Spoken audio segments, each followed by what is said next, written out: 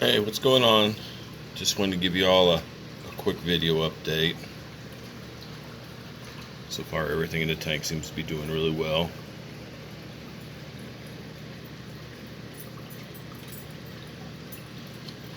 Little mama plate coral there still popping off new little babies.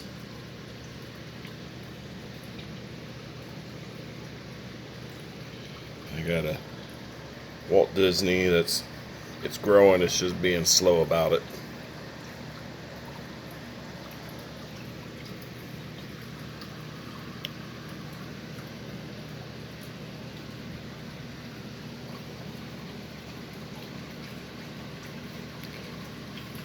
I'm not 100% sure on all of the names of these corals, but I believe the green one is a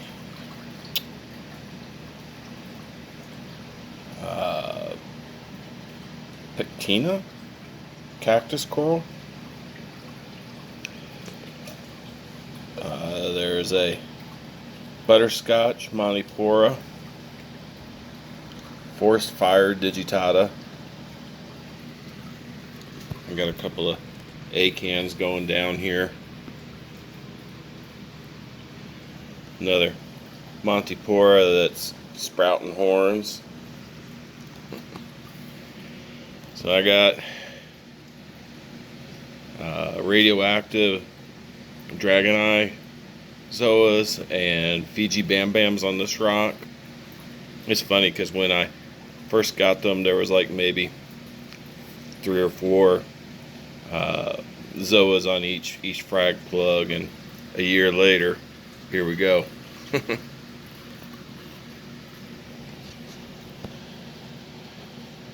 I believe those are favites or favites. I'm not sure how they're pronounced. Got a blue digitata, another Montipora that's doing some encrusting.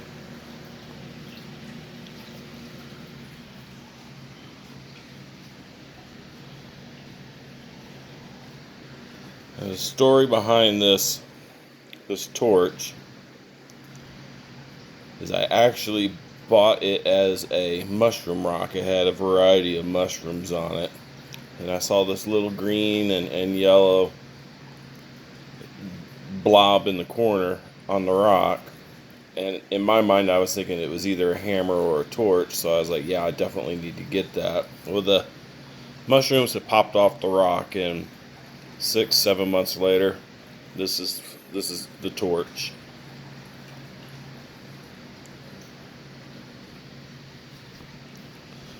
Some more acans.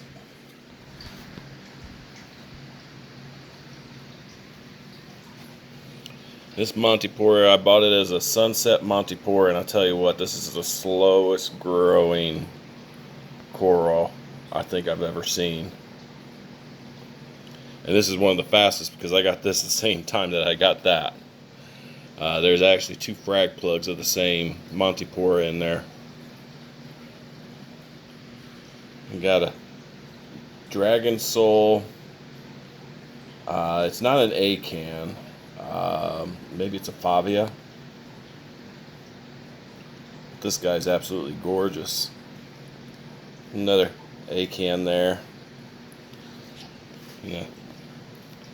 I'm putting together a little Zoa rock.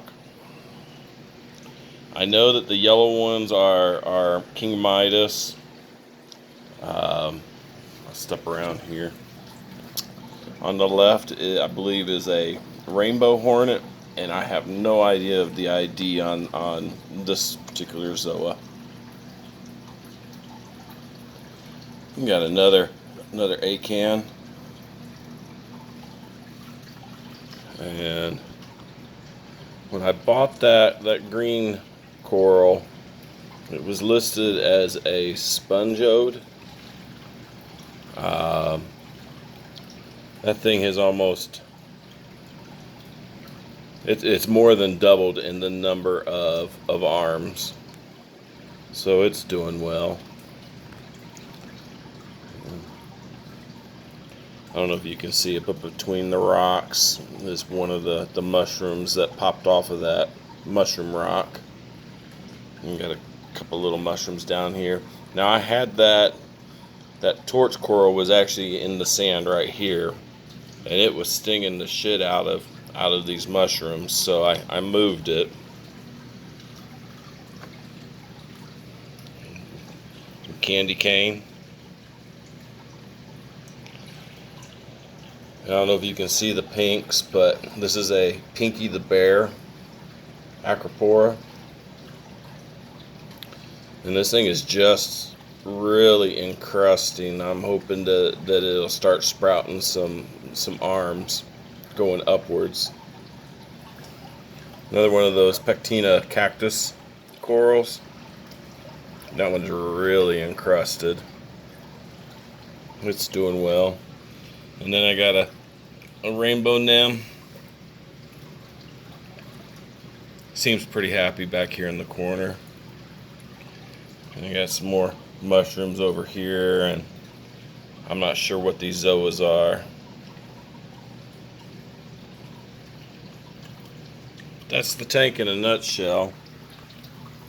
I've got 2 dosing containers.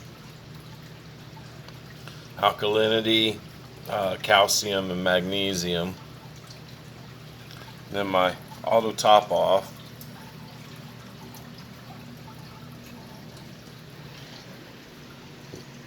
That's my try to keep it clean and tidy on the front Apex board.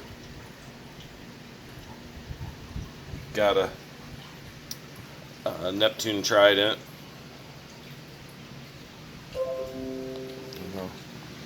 Come around here. I'm running 2 100 micron filter socks and 1 200 micron filter socks. And my thought behind that was, if the 100 micron socks plug up, I'll still be able to get some flow and filtration through that 200 micron sock. But I'm running I don't know if you can see the tube for it, but that is a UV sterilizer. I believe it's a 40 watt. I've got my skimmer, my little Chaeto chamber, and I just repurposed a reef breeder light, and I'm just running red and blues. They seem to like it. I started out with 2 baseball sized bundles or whatever of the Chaeto, and every week I'm pulling a handful out just because it's overgrowing. I change out my filter socks twice a week, and when I change out the filter socks is when I grab as much of the Chaeto as I can and rotate it inside that chamber. Then I got my 2 return pumps. Each pump is putting out a little over 600 gallons per hour, so I've got roughly about 1,200 gallons moving from the tank through the sump back into the tank. I have been battling Dino and Cyano. So what I've been doing, this is a new thing I'm trying, is the night before I do a filter change, I get in there and stir the sand up real good, try and break up as much of that loose and get it through the filter socks. And then the next morning is when I'll swap out the filter socks. So we're getting there. Doesn't really seem to have a negative impact on the coral or the fish. It's just kind of unsightly. I spent money to buy white pretty sand, and unfortunately that white pretty sand is being hidden by Dino and and cyano. So I'll just keep at it. Next month I'm probably going to order up a dozen or more 100 micron filter socks, and I'm going to start replacing those socks daily. So we'll see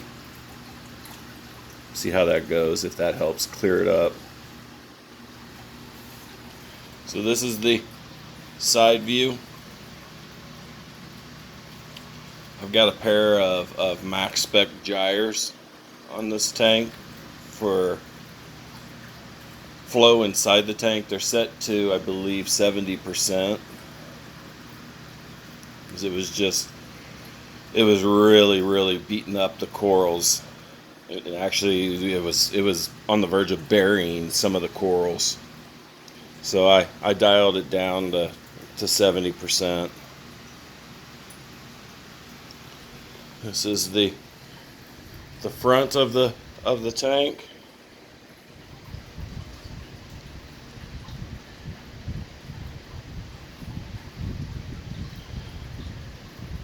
And it's doing well. I'm happy with it. I really enjoy pretty much all of the aspects of the hobby. I did a DIY screen cover for the tank just to keep the wrasses. I really like that paddle fin wrasse. And I figured if I really like them, I probably should do everything I can to keep them on the wet side of the tank. So, but again, this is the front of the tank. The tank measures 4 feet by 4 feet by 2 feet tall. And then this is the other side of the tank.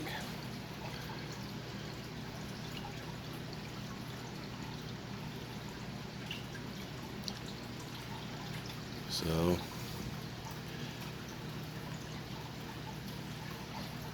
I really love this Pinky the Bear. I sit there for 20-30 minutes at a time just watching the little feeder hairs or whatever the polyps are. I just love watching them blowing in the currents. That hammer in the back of the tank, when I bought it, it was 2 heads. And I think I'm up to like 6 or 7 heads on it, and I've had it almost a year now.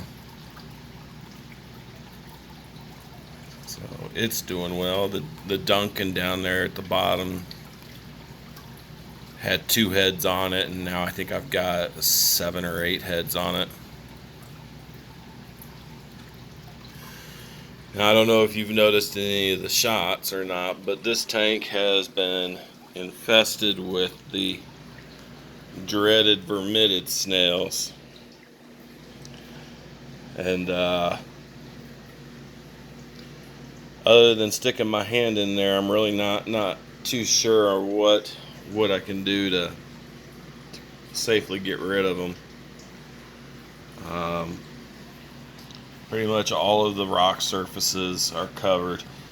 Now, I've noticed in the last couple of weeks that my alkalinity levels have gone way down, and what I'm thinking is the vermitid snails, when they build their little skeletal tube, I'm thinking they're the ones that are sucking up all the alkalinity, not the corals. So I've been making little adjustments here and there to the alkalinity and calcium to get them back in the range that I'm happy with. So, well, I'm pushing past 14 minutes on this. I wanted to try to keep it short, but that didn't happen. So, with that, I will say y'all have a great weekend. Memorial Day coming up on Monday. Thank a vet. Don't wish him a happy Memorial Day, because we're not remembering the vets. We're remembering the folks that never made it home. So y'all have a blessed day. Take care.